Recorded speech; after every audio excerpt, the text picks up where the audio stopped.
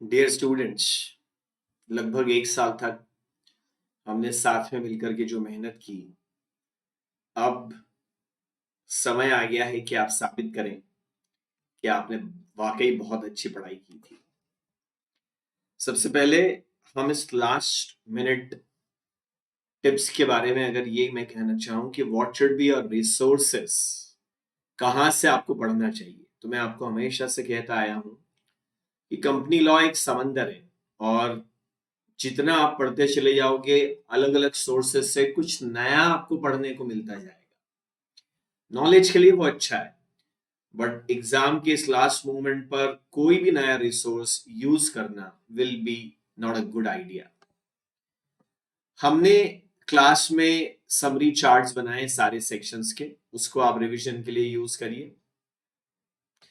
इस अटेम्प्ट के लिए मैंने स्पेशली आप लोगों को एक लिस्ट बना करके दी है कि कहाँ सेंट्रल गवर्नमेंट है और कहाँ पर नेशनल कंपनी लॉ ट्रिब्यूनल है, कौन से सेक्शंस में ऑर्डिनरी रेजोल्यूशन है, किसमें स्पेशल रेजोल्यूशन है, कितने कितने अमाउंट के कट ऑफ कहाँ कहाँ दिए हैं, कहाँ मोड़ देने हैं, कहाँ इक्वल टू मोड़ देने हैं, कहाँ लेस देने हैं, कहाँ इक्वल टू लेस देने हैं, कहाँ कहाँ आर्टिकल ऑफ एसोसिएशन की रिक्वायरमेंट है।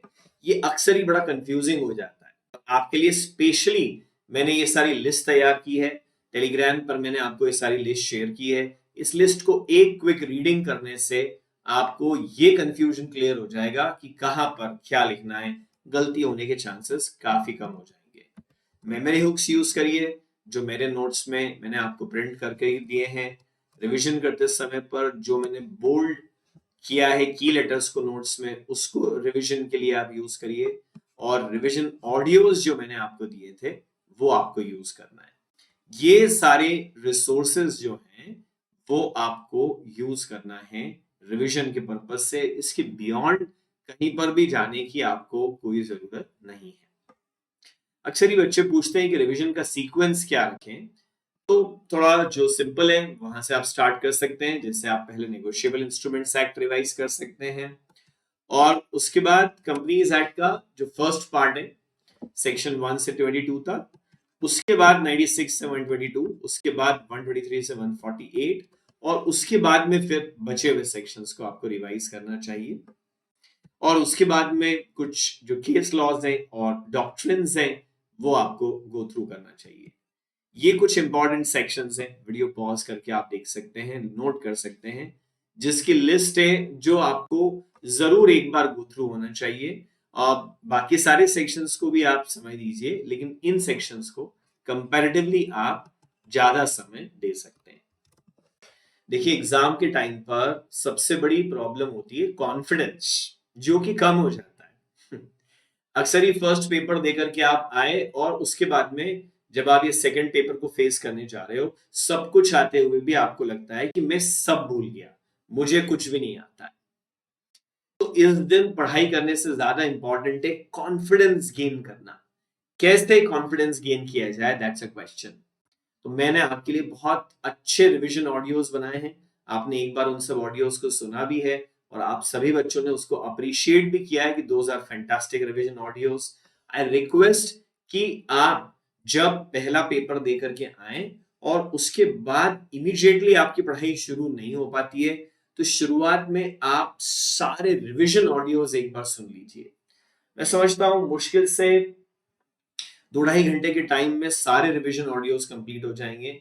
एक बार जैसे ही सारे रिवीजन ऑडियो से आप गो थ्रू हो गए, तो एक सबसे बड़ी चीज आपको मिल जाएगी और वो है जबरदस्त कॉन्फिडेंस कि अरे हाँ, ये तो सब सुना हुआ है, ये सब तो मुझे याद आता है। और उसके बाद अगली चीज आपको क्या करना है कि जो आपने मेरे पावर पॉइंट प्रेजेंटेशंस में से बड़े सुंदर से चार्ट्स आपकी कॉपी में बनाए थे, उनको आपको पढ़ना है। या आप ये भी कर सकते हैं कि रिवीजन ऑडियो और इन चार्ट्स को आमने सामने साथ साथ में रख करके ऑडियो सुनते जाइए और चार्ट से गो थ्रू होते जाइए। इसमें और शायद 1 घंटा आपको ज्यादा लगे, 2 घंटे की जगह 3 घंटे के समय में ये सब कुछ फिनिश हो जाएगा। ऑडियो सुनते जाइए और जो आपने अपनी कॉपी बनाई है बड़े ब्यूटीफुल से चार्ट्स, वो साथ में देखते जाइए। जब एक बार आप ये पूरा खत्म कर लें, उसके बाद में फिर आप नोट्स में से रीडिंग करना, जो प्रिंटेड नोट्स मैंने आपको दिए उसके बाद में उसमें से रीडिंग करना स्टार्ट करिए। और रीडिंग कैसे करना है मैं आपको बता चुका हूं। किसी भी सेक्शन को सबसे पहले उसका मेमोरी पढ़ लीजिए और उसके बाद अब आपको पूरा वर्ड टू वर्ड पूरा सेक्शन पढ़ करके देखने की जरूरत नहीं है। वैसे 200 पेजेस आप पढ़ेंगे बहुत ज्यादा टाइम लग जाएगा। हर सेक्शन में कुछ कीवर्ड्स को मैंने बोल्ड किया हुआ है, अगर आप सिर्फ उनको पढ़ते हुए जाएंगे तो एकदम सुपर क्विक रिवीजन आपका हो जाएगा, पूरे नोट्स गो थ्रू हो जाएंगे। और इसके बाद जो मैंने आपको लिस्ट प्रोवाइड करी है रिवीजन के लिए, list of authorities, list of article of association, list where ordinary and special resolution is required, list of various amount mentioned in the Companies Act, वो एक बार आप रीड करिए फाइनली, दैट्स इट। और बिल्कुल चिंता मत करिए, आप कॉन्फिडेंस इसलिए रखिए क्योंकि हम जब रिकॉल करने की कोशिश करते हैं बिफोर द एग्जाम तो एट ए शॉर्ट हम सब कुछ रिकॉल करने की कोशिश करते हैं। Excuse me. तो हमको लगता है कि हम सब भूल गए, जबकि एग्जाम में ऐसा नहीं होता। एग्जाम में आप एक क्वेश्चन पढ़ते हैं, उसके प्रोविजन पे फोकस करते हैं, सिर्फ उसको रिकॉल करने की आप कोशिश करते हैं एंड बिलीव मी वो याद आ जाता है। हाँ, आपने पढ़ा होना चाहिए तो डेफिनेटली वो याद आ जाएगा। ओके, आपको पता ही है कि एग्जाम में ब्लैक पेन आपको यूज करना होता है और बॉल पेन यूज करना होता है, gel pen I mean ink pen use करना नहीं चाहिए आपको, बॉल पेन यूज करना इज प्रेफरेबल। एक छोटी सी बात आप याद रखिए कि एग्जाम में जब भी आप कोई क्वेश्चन का आंसर लिख रहे हैं तो वो एक नए पेज पर स्टार्ट करिए।